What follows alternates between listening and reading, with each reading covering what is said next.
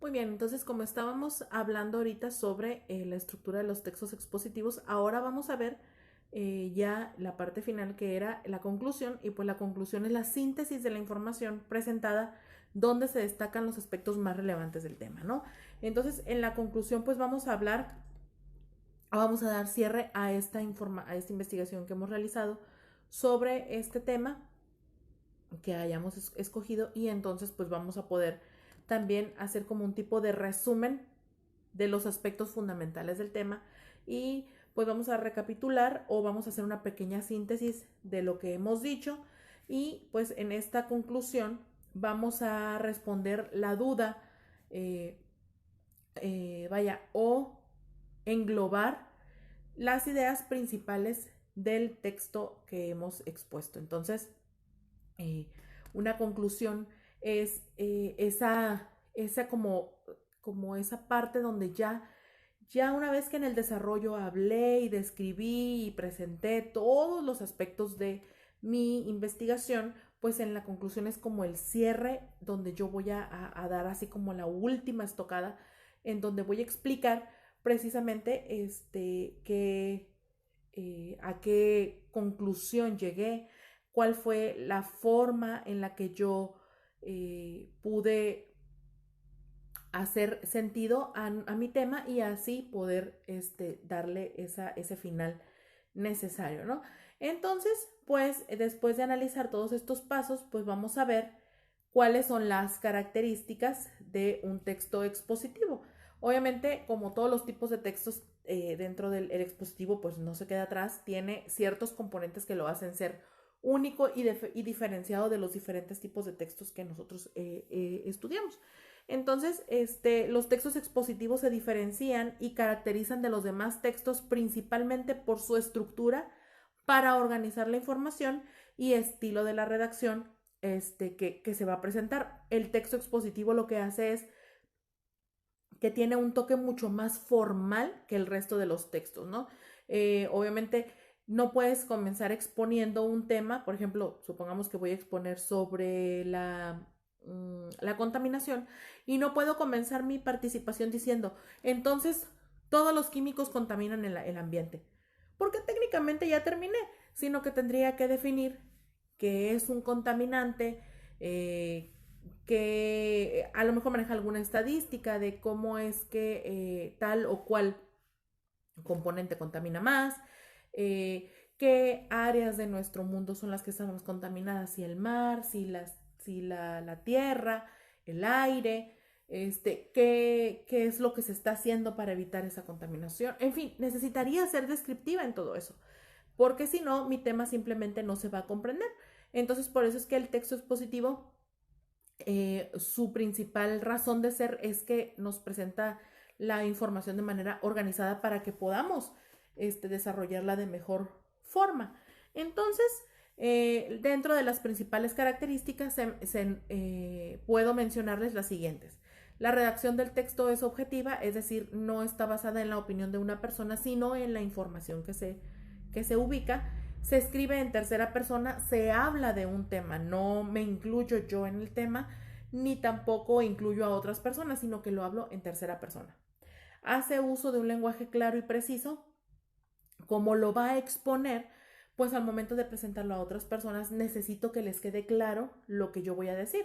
Entonces, pues obviamente tiene que ser una información entendible, con palabras a lo mejor dando definiciones quizás de algunos términos técnicos o cosas así. También se apoya en el uso de recursos como los conectores, la comparación o la enumeración para facilitar la fluidez discursiva.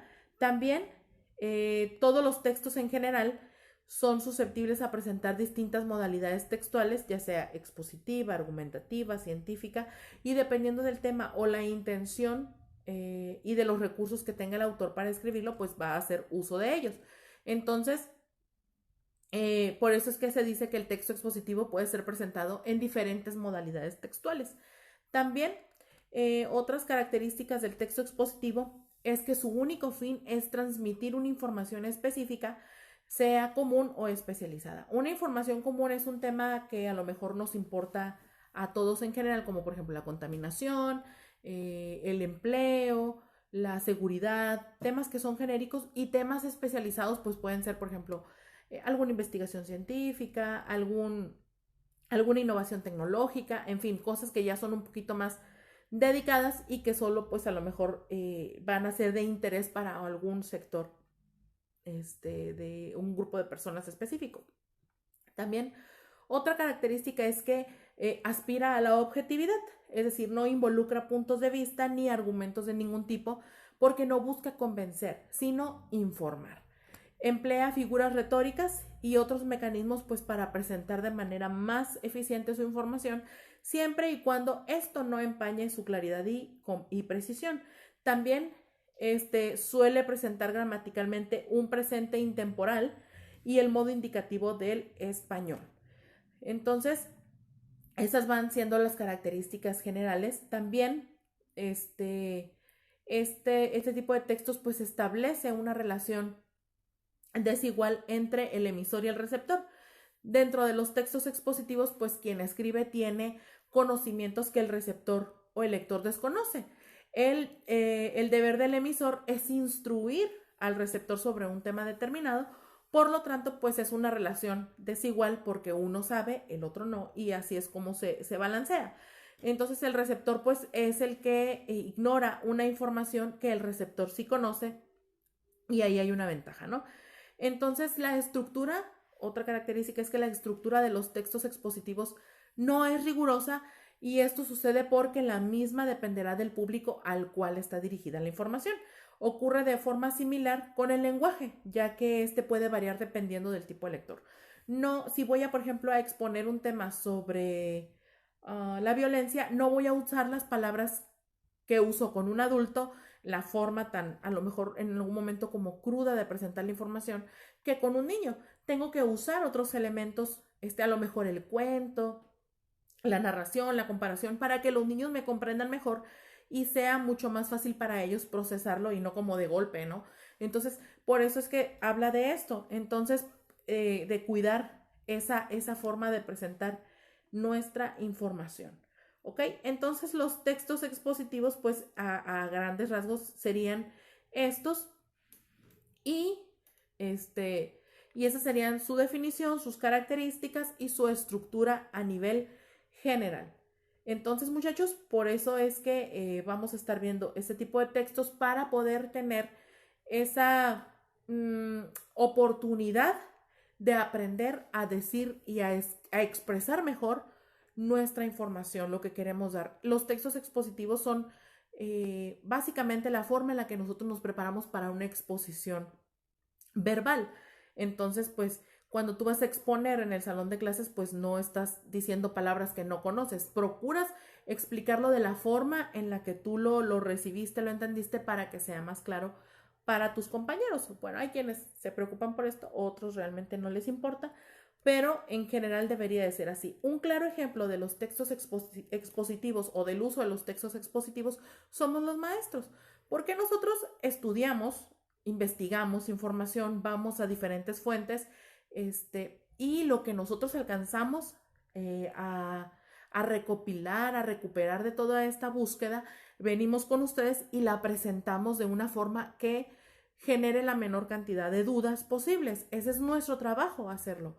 Y por eso es que nosotros generalmente usamos esta forma de presentación, que son los textos expositivos. Entonces, pues, como se dan cuenta, los usamos mucho más de lo que nosotros nos imaginamos, y pues son muy útiles en muchísimos aspectos de nuestra vida. Bien, chicos, pues entonces así terminamos el tema del día de hoy. Espero sus trabajos, espero sus actividades para dar cierre. Les recuerdo, la próxima semana ya estaremos concluyendo nuestro tercer parcial y nos empezamos ya en el final de nuestro semestre. Así que, por favor, los que tienen trabajos pendientes todavía tienen esta semana para presentarlos. Voy a tener una dinámica que se llama la dinámica del buen fin, de la maestra Elisa, y esta dinámica va a ser la siguiente. Generalmente, cuando tú envías un trabajo, dependiendo del retraso que tenga, yo voy disminuyendo la calificación. Esta semana, todos los trabajos que tú presentes van a tener la calificación máxima. Y esto obviamente te da la oportunidad de subir tu porcentaje y así poder mejorar tu calificación final. Así que ese va a ser un pequeño incentivo para ustedes.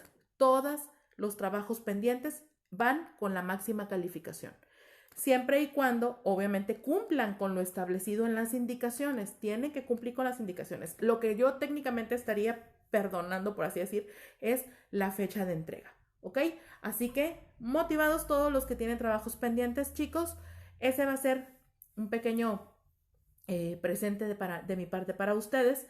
Así que, todos los trabajos pendientes, sin importar si fueron del principio del parcial, van a tener máxima calificación si cumplen con los estándares y con las indicaciones de los temas que les he dado, ¿ok? Así que a trabajar, todos muy atentos, por favor, hay que empezar a ponerse al corriente para subir nuestra calificación del parcial y también comenzar a trabajar con nuestro proyecto, ¿sale?